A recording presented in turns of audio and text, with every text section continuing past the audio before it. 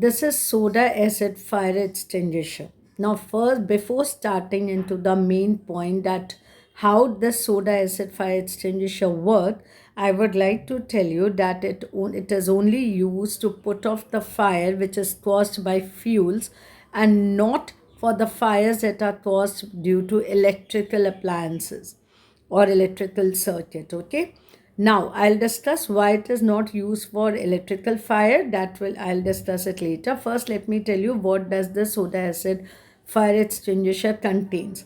So there's an ignition tube inside which contains dilute sulfuric acid, and the orangish yellow solution that you can see is basically sodium bicarbonate.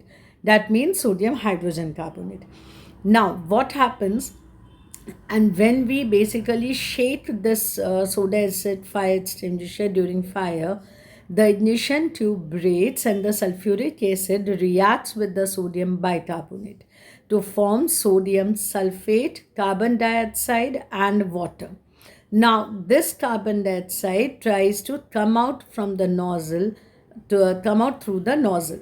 So when carbon dioxide comes out through the nozzle, what happens? Why carbon dioxide is used for fire extinguishers?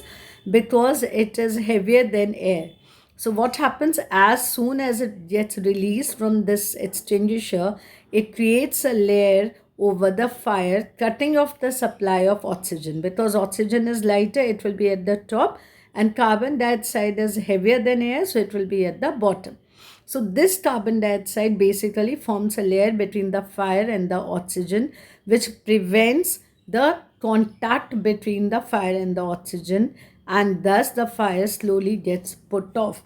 Because as we know, combustion is only possible, fire is only possible when there's a supply of oxygen.